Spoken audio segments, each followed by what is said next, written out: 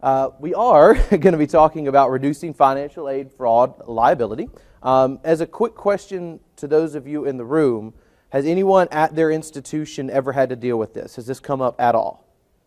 Yes, so we've got at least one. Okay, so was it on a, just generally speaking, larger scale or smaller, maybe individualized? Concern from the financial aid office. Financial aid office. Okay, okay, something they're worried about could happen.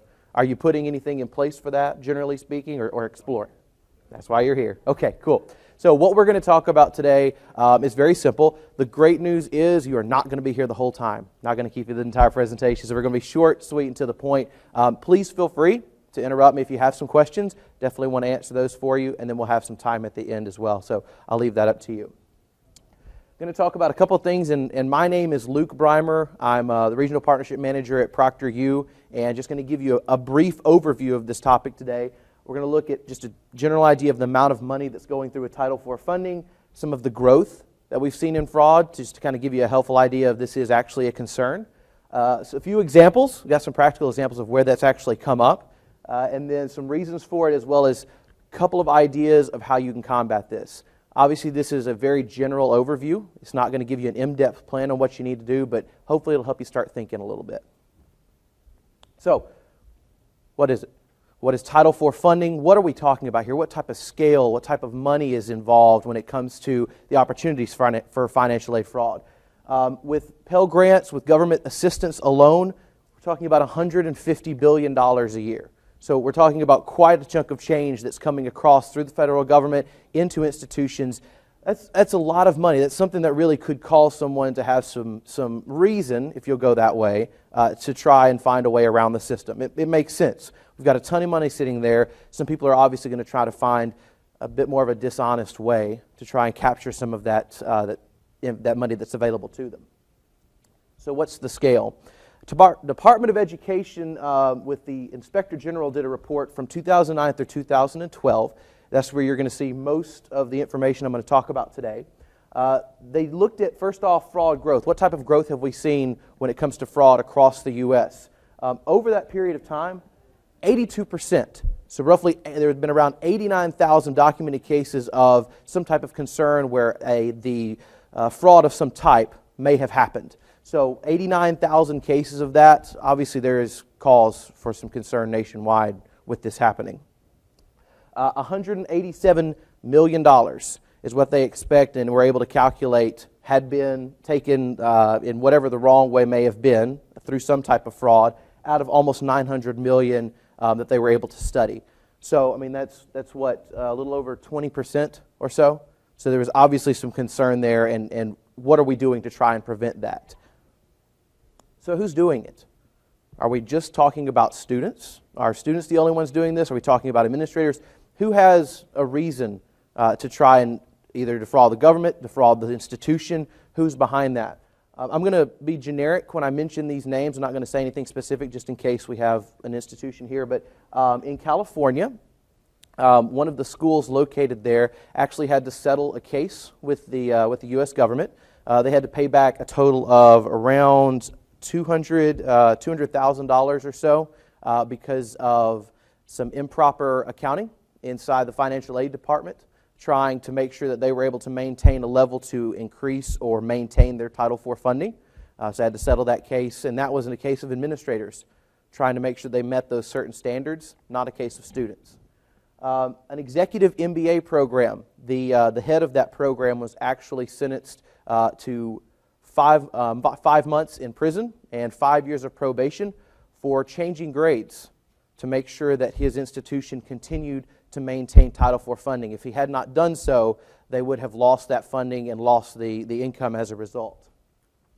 A vice president at an institution actually pled guilty for falsifying information, falsifying grades for the exact same reason, because without that falsifying of the grades, they would have lost some of their funding. They had to pay a fine, and that vice president was obviously dismissed for the content. Then lastly, anyone ever heard of straw students? I think there are probably some different definitions for that.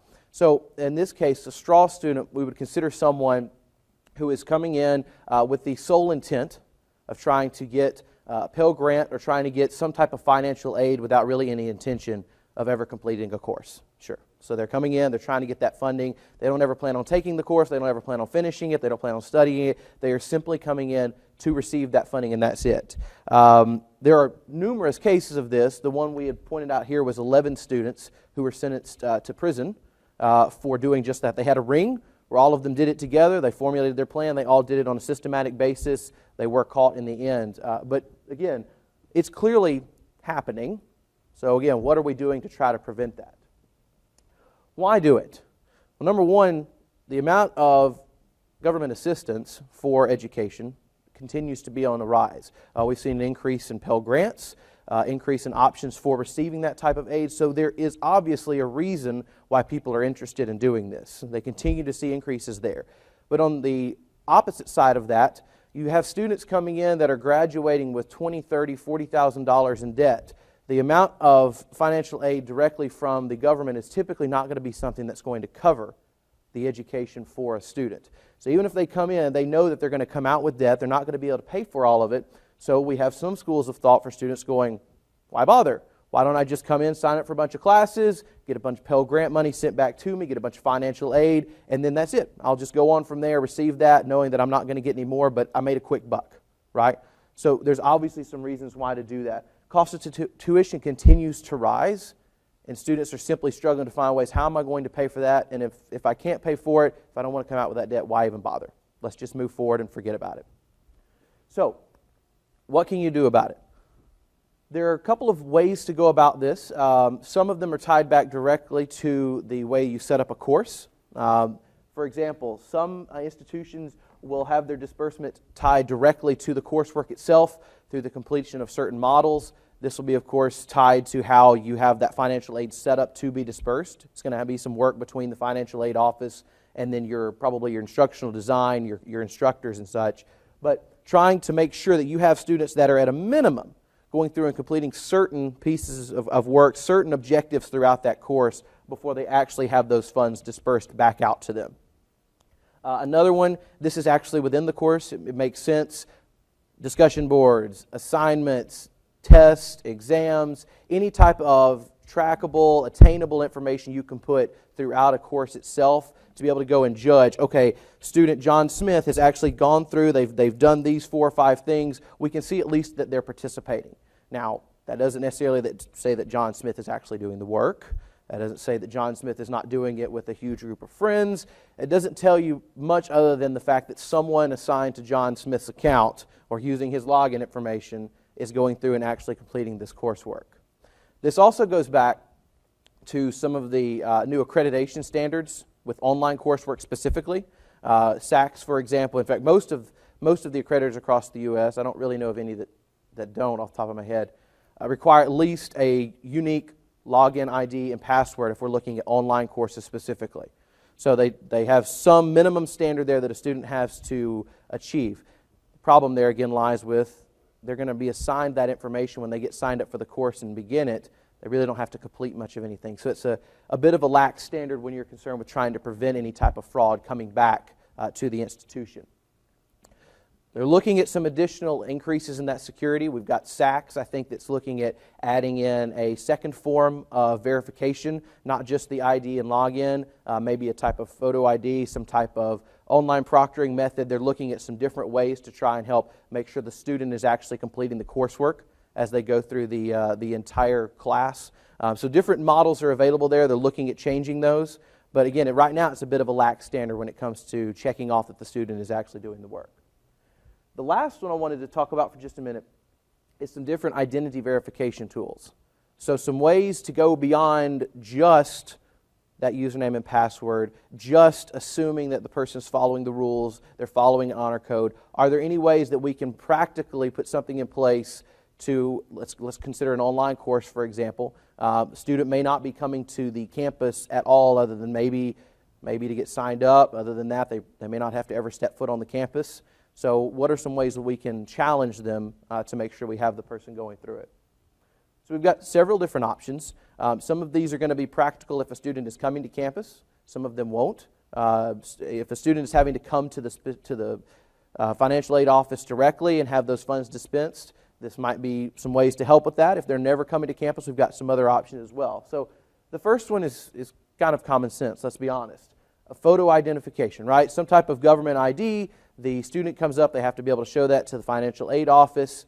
The question mark there would be, what if they're taking online coursework, right? What if they're not actually necessarily having to go to the financial aid office? What if that information and those funds are submitted online to them by chance? What if we have something like that set up and they're not having to show anything? Challenge-based questions. Has anyone ever heard of a company called Axiom? Yep, got a couple. Okay. So Axiom, as well as 2 or 3 other companies, will store public record information. They have that for pretty much everyone inside the U.S. That public record information is going to pull random questions. Students have to answer those random questions. And it's a good way to help make sure that at least the right John Smith is actually there at that time. You could have that tied into the coursework itself. Let's say that going through the course, you have a certain assignment. And at some point during that assignment, you've got a pop-up box that when they hit this certain answer, they hit this certain assignment, it pops up and challenges them to make sure they can answer those questions. And the right student is at least present for that test, right? Biometric analysis. So what if we have something like a keystroke analytics option? Maybe a signature verification. Possibly you could build in the keystroke to the coursework itself. Someone's literally answering a question. They're typing in their discussion board or whatever, and it's plugged into your LMS so that when it's time to hit up that keystroke analytic, it actually tags back to their profile and makes sure that that person is typing in. Now again, it doesn't necessarily prevent any type of collusion with the student, someone else joining them, someone working together. It doesn't prevent them from hopefully missing it. You know, if you don't have that tagging in all the time, it doesn't prevent them from just allowing someone else to do most of the work and hoping for the best. But again, these are some ways that you can begin to look at how can we add layers of security to the overall structure of coursework to tie back that the right person is receiving those funds. One other option is something like an authentication tool, an authentication option as a whole, which would create a virtual profile for a student and then be able to use that as a second form of authentication as it goes back to your accreditation body. So instead of having just a unique login and user ID or password, you've also created a virtual profile of a student. Let's say you've got a photo on file for that student. You've got a biometric keystroke profile created for that student. You have a signature profile for that student. You've also been able to snap a photo of that student directly, and you're working with a service to provide all of that information. You have that on file, so you're able to provide that back to the institution and say, look, we've actually verified that this student is who they say they are, even though they may have never been on campus. So we've created the record. Then, let's take it beyond that. How can we take that record and then use that keystroke profile that we created, the signature profile, those challenge questions, how can we build those into a course itself? Maybe we could have proctored examinations. We could have a proctored midterm and a final. Maybe we're able to have a couple of points where that static information, again, pops up for the student to have to be able to re-authenticate themselves. So trying to add, again, as many layers to that process. We don't want to make this cumbersome for a student, of course. We don't want to add necessarily extra work to what they're trying to do, what they're trying to accomplish, because let's be honest, we've got a lot of honest students out there. But we do have to be able to combat the ones that may not be quite so honest. So adding in some of these different layers to help try to challenge them just to make sure that we've got the right person. So, very short overview, just some different options there. Did want to make sure this wasn't any type of direct pitch. We have some options as well to be able to tie that in and provide some sort of authentication profile and method for a student. So I did want to open it up quickly for any questions about that, as well as, again, I'm with Proctor U, so we have an option there as well in case you've got some questions. So, any questions from anyone? Cool. All right. Thank you all for joining us this morning. Again, wanted to keep it short and sweet for you, get you out a little bit early. So enjoy the rest of your afternoon. Hope you've all had a great conference.